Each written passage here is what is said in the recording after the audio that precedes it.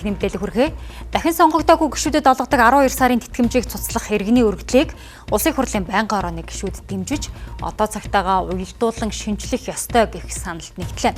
Ингээд бүрэн эрхэнд дууссан гишүүдэд олгодог тэтгэмжийг хүчингүй олгох, хуулийн төсөл санаачлах, хамтарсан ажлын хэсэг байгуулах тогтоолын төслийг баталлаа.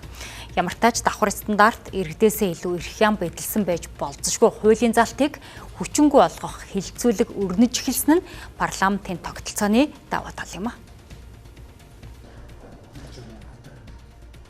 Улсын хурлын гишүүнд тэтгэмж олгох тухай хуулийн заалт нь 1997 оноос эхлэн хэрэгжиж эхэлсэн бөгөөд 2006 оны нэмэлт өөрчлөлтөөр тэтгэмж олгох хугацааг 12 сар болгон өөрчилжээ. Улсын хурлын гишүүнд даваа сүрэнгээс эхлээд энэхүү тэтгэмжийн асуудлыг төрийн нууцыг хамгаалах бодлого гэж тайлбарлан тэтгэмж цаашдч үргэлжлэх ёстой гэх байр суурийг илэрхийллээ. Харин өргөдлийг санаачилсан иргэн Батболдын тухайд бүрэн эрхэнд дууссан гишүүд төвсөөс үндсэн цалинтайгаа тэнцэх мөнгөнд тэтгэмж авах нь давуу эрх эдэлсэн үндсэн хуулийн зөрчил гэж үзэж байна. Энэ хүмүүс 4 жил төрийн нууцтай харьцаж ажиллаж байгаа. Давангой мэдээлэлтэй болж байгаа. Тэгээ ийм улсуудыг бол бусад улс орнд одоо гудамжинд хайдаггүй. Германд бол баг одоо тэтгэмж нь бол ер нь шууд үргэлжлээд яваад байдаг. Ямар ч гэсэн бүрэн эрхийн нэг хугацаанд тэтгэмж өгдөгөө. Тэгээ хаанаасаа ийм бодоод олчоо. Одоо энэ улсууд хэрвээ гудамжинд гараад гадаад улсын компаниудын зөвлөх болох гэдэг юм уу? Гадны иргэн болох энэ мэдээлэлээ ашиглаж амьдрах энэ боломжийг нээж өгөх ямар шаардлага юм бэ? Дахид сонгогдохгүй бол хайчих юм бэ? Гудамжинд гарах гэдэг нэгэд яг л гудамжинд гарч харагдаж за гадаадын компанид яваад өгдөг гинөө. Эн чи өөрөө тусдаа өөр хуулиар зохицуулагдана. Нууцын тухай хууль гэж би та бүгдийн өргөсөн тангараг би улсын хурлын гишүүн би.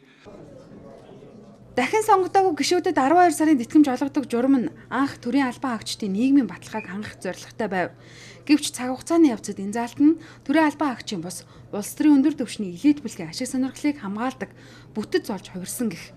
Нөгөө талдаа улсын хурлын гишүүд төрийн бусад албан хаагчдаас илүү дарамт багтай хариуцлагагүй тэтгэмж олгох нь институцийн шударга ёсны зарчимд харшилжээ. Энэ иргэдийн гаргасан саналыг бид анхааралтай авч үзье. Их хурлын гишүүн байна гэдэг бол эрх ям биш ээ, үүрэг хариуцлага. Энийгээ бид нар бас онцгой анхаарч ажилламаар байна. Үгүй энэ улсын их хурлын гишүүн чинь тийм баян хүмүүс биш шүү дээ. Цөөхөн хитгэн хүнээр төсөөлж бүгднийг ингэж хормолон баг 20 жилийн өмнө батлагдсан хуулийг ажлын хэсэг гаргаад өөрчлөөд ингэж явж болох бах уу? Тэр нь ч бол зүв бах. Би бол энэ бусд иргэдтэй адилхан байх энэ зүгрөө дэмжихийн саналыг бол дэмжиж байгаа. Ард иргэд өнөөдөр хөдөлмөрийнхаа үр шимээр амьдарч байхад төрд ажиллаж байгаа, улсын их хурлд ажиллаж байгаа хүмүүс маань 12 сарын одоо тэтгэмж аавна гэдэг шударга биш байна. Энэ бол тэгш эрхт нэрийн доор одоо онцгой эрхийг бий болгож байгаа юм шиг харагдаж байна.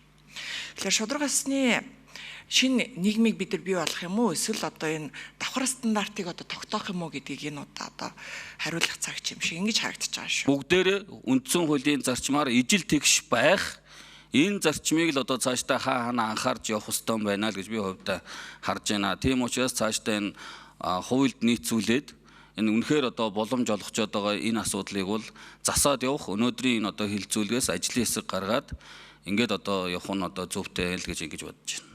Одоо шууд энэ байнгын орооноос гишүүн би одоо санаачлаа гэж орж ирэх боломжгүй тех бас гишүүн байсангүй ажлын хэсэг байгуулж судалж болоё гэсэн. Ер нь бол хоёр талтай хандсан. Тэ. За дэмжиж бас үг хэлсэн.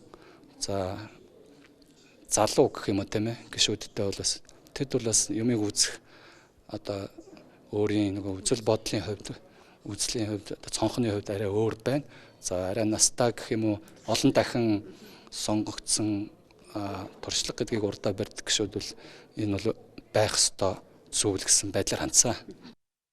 Давхар стандарт илүү эрх ям бэдэлсэн байж болзошгүй хуулийн заалтыг цуцлах хэлэлцүүлэг ингэж өрнөж эхэлсэн нь Монгол Улсын парламентод өөрийн хяналтын механизмыг шинжлэх, хариуцлагын тогтолцоог сайжруулах эрэг талтай жиж болох юм а.